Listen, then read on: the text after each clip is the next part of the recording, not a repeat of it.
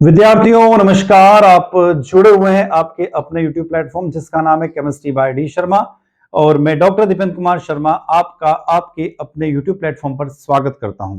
विद्यार्थियों, इस video lecture के माध्यम से हम जिस टॉपिक को डिस्कस कर रहे हैं वो टॉपिक आपका प्रथम वर्ष का टॉपिक है। चाहे आप BA, BSc, BCom, BBA, BCA, बीएचएससी प्रथम वर्ष के विद्यार्थी हो, यानी फर्स्ट ईयर में आप अपनी पढ़ाई कर रहे हैं और आप मध्य प्रदेश के कॉलेजों में प्रथम वर्ष में अध्ययनरत हैं, तो विद्यार्थियों ये पेपर आप लोगों को कंपलसरी पढ़ना होगा। पेपर का टाइटल है भारत बोध यानी वैल्यू एडेड कोर्स मूल्य संवर्धन पाठ्यक्रम अंडरस्टैंडिंग इंडिया। इसकी यूनिट 4 जिसका नाम है भारत का जीवन दर्शन और सतत भविष्य की अवधारणा, इसका तीसरा पार्ट यानी पार्ट 3 पढ़ रहे हैं। भारतीय अर्थदर्शन, अर्थशास्त्र, स्वदेशी श्रम, संस्कृति और लोक उद्यम, ये इस वीडियो का हमारा टॉपिक होने वाला है। तो चलते हैं इस वीडियो को कंप्लीट डिस्कस करने की और मध्य प्रदेश में लागू नई शिक्षा नीति के अनुसार इस टॉपिक को हम डिस्कस कर रहे हैं। तो विद्यार्थियों बात करते हैं भारतीय अर्थदर्शन, अर्थशास्त्र, स्वदेशी श्रम, संस्कृति और लोक उद्यम की बात कर रहे हैं हम लोग। तो विद्यार्थियों यहां पर बात हम करने जा रहे हैं भारतीय अर्थदर्शन का आधार यह मान्यता है कि अर्थ अर्थात इकोनॉमिक केवल संपत्ति संचय नहीं है बल्कि लोक कल्याण का साधन है। तो अर्थ क्या है? तो अर्थ का अर्थ यह नहीं होता है कि भैया आप जो संपत्ति अर्जित कर रहे हैं उससे मीनिंग निकाला गया है। इसका सीधा सा अर्थ होता है लोक कल्याण का एक साधन है। आगे बात करें तो भारतीय परंपरा में अर्थ हमेशा धर्म और नैतिकता से जुड़ा हुआ माना गया है। आर्थिक गतिविधियों का उद्देश्य समाज का समग्र विकास, समाज का संतुलन, समाज में न्याय व्यवस्था और स्थायी सुख से है। भारतीय अर्थदर्शन केवल भौतिक धन पर नहीं बल्कि मानव कल्याण और नैतिकता के संतुलन पर भी आधारित है। भारतीय अर्थदर्शन के 4 प्रमुख स्तंभ है। कौन कौन से? तो 4 स्तंभ यहां पर दिए हुए हैं। पहला स्तंभ जो आपको दिख रहा है वो है अर्थशास्त्र, दूसरा स्वदेशी, तीसरा श्रम संस्कृति और चौथा लोक उद्यम। ये 4 भारतीय अर्थदर्शन के प्रमुख स्तंभ है, प्रमुख आधार है। बात करते हैं चतुष्पुरुषार्थ की बात करते हैं। यह जीवन के 4 लक्ष्यों पर आधारित है। धर्म अर्थात कर्तव्य, अर्थ अर्थात धन, काम अर्थात इच्छा और मोक्ष अर्थात मुक्ति। यहां अर्थ आर्थिक गतिविधियों को धर्म, नैतिक और सामाजिक कर्तव्य के अधीन माना जाता है।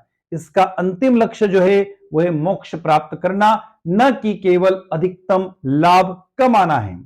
सर्वे भवन्तु सुखिनम, ये जो टैगलाइन है ये हम सब इस्तेमाल करते हैं। तो ये टैगलाइन क्या कहती है? तो दर्शन का मूल सूत्र है सर्वभवन्तु सुखिनम, सभी का सुख, सर्वभवन्तु सुखिनः, न केवल अधिकतम लोगों का बल्कि अधिकतम सुख से अर्थ है। तो सर्वभवन्तु सुखिनः का अर्थ है कि सभी लोग सुखी रहें। गांधीवादी अर्थशास्त्र क्या है? तो यह दर्शन अपरिग्रह और अहिंसा पर बल देता है, जो उपभोग को सीमित करता है और शोषण के विरुद्ध खड़ा रहता है।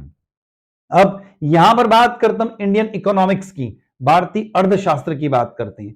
तो भारतीय अर्थशास्त्र पश्चिमी पूंजीवादी या समाजवाद का अनुकरण मात्र नहीं है बल्कि ये एक मध्यम यानी कि एक मीडियम, न्यायोन्मुख और मानव केंद्रित मॉडल प्रस्तुत करता है।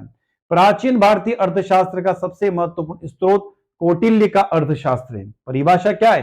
तो कौटिल्य के अनुसार अर्थशास्त्र वह साइंस है, वह विज्ञान है जो मनुष्य की जैविका अर्थात अर्थ और भूमि के अधिग्रहण एवं पालन से संबंधित है। लोक उद्यम की भूमिका क्या है? तो कौटिल्य ने अर्थव्यवस्था में राज्य लोक उद्यम की सशक्त और नियामक भूमिका पर जोर दिया है।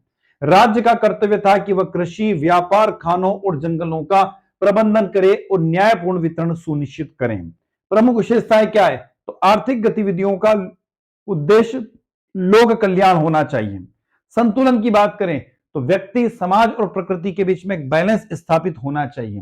विकेंद्रीकरण आर्थिक व्यवस्था की बात करें तो गांव, समुदाय और स्थानीय संसाधनों पर आधारित होनी चाहिए।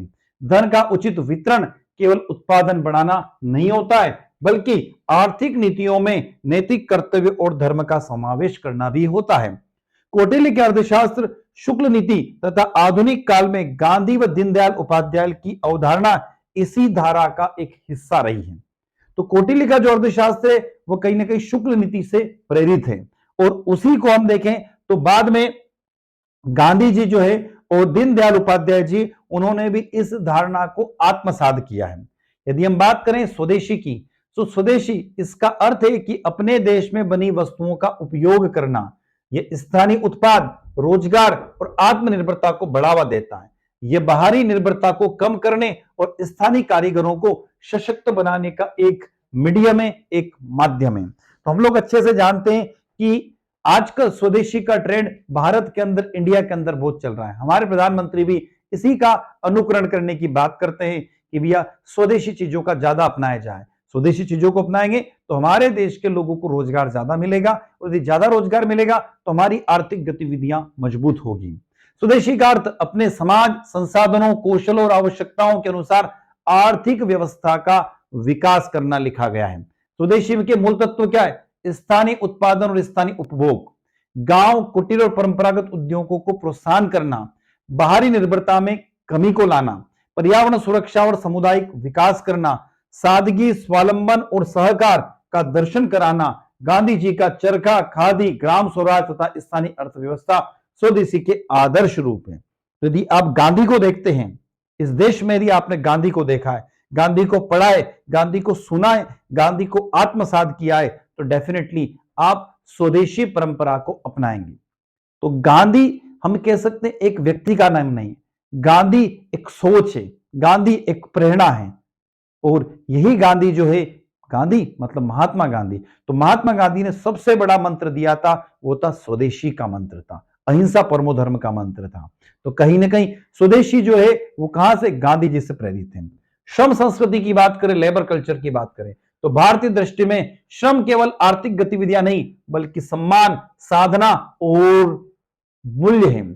श्रम की गरिमा क्या है? तो भारतीय दर्शन और विशेषकर गांधीवादी विचार में शारीरिक श्रम को प्रतिष्ठा यानी डिग्निटी ऑफ लेबर दी गई है। उन्होंने हाथ से काम करने जैसे चरखा काटना और आर्थिक और नैतिक मुक्ति का प्रतीक माना है। संस्कृति का प्रभाव, भारतीय संस्कृति में आर्थिक गतिविधि को व्यक्तिगत लाभ से अधिक सामाजिक दायित्व के रूप में देखा जाता है। दान और सेवा की परंपरा धन के संचय के बजाय उसके समुदाय में परिसंचरण और प्रोत्साहित करती है। श्रम संस्कृति की विशेषताएं क्या है? तो श्रम का सम्मान करना यानी उद्योगिनम है सिद्धांतिन, श्रमिक, कारीगर, किसान और शिल्पकार को समाज में गरिमा के भाव से देखना। और खास बात हम लोग जानते हैं, श्रम ही पूजा है जैसी विचारधारा रखना। कौशल आधारित परंपराएं जैसे हस्तकला, लोक शिल्पकला और कृषि पद्धतियों को जोड़ देना। श्रम और नैतिकता का गहरा संबंध क्या है? तो परिश्रम, ईमानदारी और गुणवत्ता। भारतीय समाज में कर्म ही पूजा की भावना आर्थिक जीवन को भी नैतिक बनाती है। बात आती है लोक उद्यम की, यानी कम्युनिटी एंटरप्रेन्योरशिप की बात आती है। लोक उद्यम का अर्थ है जन आधारित, समुदाय आधारित और सहकारी आर्थिक प्रयास। स्वतंत्रता के बाद भारत में एक मिश्रित अर्थव्यवस्था अपनाई है जहां लोक उद्यमों की बड़ी भूमिका दी गई है। उद्देश्य क्या है? इनका मुख्य उद्देश्य केवल लाभ कमाना नहीं बल्कि बुनियादी ढांचा विकास, रोजगार सृजन, क्षेत्रीय समानता और सामाजिक न्याय के राष्ट्रीय लक्ष्यों को प्राप्त करना था। यह प्राचीन कल्याणकारी राज्य की अवधारणा का आधुनिक विस्तार था। लोक उद्यम की मुख्य बातें क्या है? उत्पादन में सामुदायिक भागीदारी, लाभ का सामुदायिक पुनर्वितरण, सहकारी समितियां, स्व सहायता समूह, स्थानीय संसाधनों पर आधारित उद्योग, छोटे कुटीर और सामाजिक उद्योगों का विकास। लोक उद्यम में आर्थिक गतिविधियां सामूहिक हित और सामाजिक जिम्मेदारी को साथ लेकर चलती है। ये चारों तत्व यानी अर्थ, दर्शन, अर्थशास्त्र, स्वदेशी श्रम और लोक उद्यम मिलकर एक ऐसी आर्थिक प्रणाली को परिकल्पना करते हैं जो मानव केंद्रित हो, नैतिक रूप से संचालित हो और सतत विकास को बढ़ावा देती हो। तो विद्यार्थियों, ये हम पढ़ रहे थे तीसरा पार्ट, तीसरा वीडियो लेक्चर। चौथा जो वीडियो लेक्चर हमारा इस यूनिट का आएगा, चौथी यूनिट का चौथा वीडियो लेक्चर, वो सतत विकास और पर्यावरणीय न्याय की भारतीय अवधारणा के ऊपर आधारित रहेगा। विद्यार्थियों, एक और महत्वपूर्ण इंफॉर्मेशन मैं आपको दे देता हूं। यदि आप ये जो टॉपिक हम डिस्कस कर रहे हैं, जो टॉपिक हम पढ़ रहे हैं, यदि आप इस टॉपिक के पीडीएफ नोट्स के जरिए आप अपनी पढ़ाई को कंटिन्यू रखना चाहते हैं तो आपके मोबाइल के प्ले स्टोर में आपको आना होगा और वहां पर आपको सर्च करना होगा आपका मोबाइल एप्लीकेशन, जिसका नाम है, मैं नाम आपको यहां पर टाइप करके बता देता हूं, जिसका नाम है Speed Higher Education, sorry Speed Learn application की बात कर रहा हूं मैं। कौन सा? स्पीड लर्न एप्लीकेशन की बात कर रहा हूं। तो आपको आपके मोबाइल में जाना होगा और आपको लिखना होगा स्पीड लर्न मोबाइल ऐप। कौन सा? Speed learn. तो SPEED, ठीक, LEARN, इसको लिखना होगा और इसको सर्च करना होगा। जब आप इसको सर्च करेंगे तो स्पीड लर्न इस तरीके से एक मोबाइल एप्लीकेशन आएगा, उसको आपको क्लिक करना होगा, डाउनलोड करना होगा, आपके मोबाइल नंबर डालना होंगे, 4 अंक का OTP आएगा, उसको ऐड करना होगा। यह आपका मोबाइल एप्लीकेशन आपके मोबाइल में ओपन हो जाएगा। इसमें के बाद आपको स्टोर सेक्शन में जाना होगा। यहां पर जाने के बाद में आप जो मूल्य संवर्धन पाठ्यक्रम है यानी वैल्यू एडेड कोर्स भारत बोध, इसके नोट्स मात्र 51 रुपए देकर आप परचेस कर सकते हैं। तो आप 51 रुपए इसमें डोनेट कीजिए और मूल्य संवर्धन पाठ्यक्रम के नोट्स को आप परचेस कर सकते हैं, जो यहां पर आपको अवेलेबल होगा। 5 यूनिट के नोट्स आपको यहां पर उपलब्ध हो जाएंगे। विद्यार्थी, इसी के साथ मैं आपसे विदा लेता हूं। नए वीडियो के साथ पुनः आपसे मुलाकात होगी। तब तक जय हिंद, जय भारत।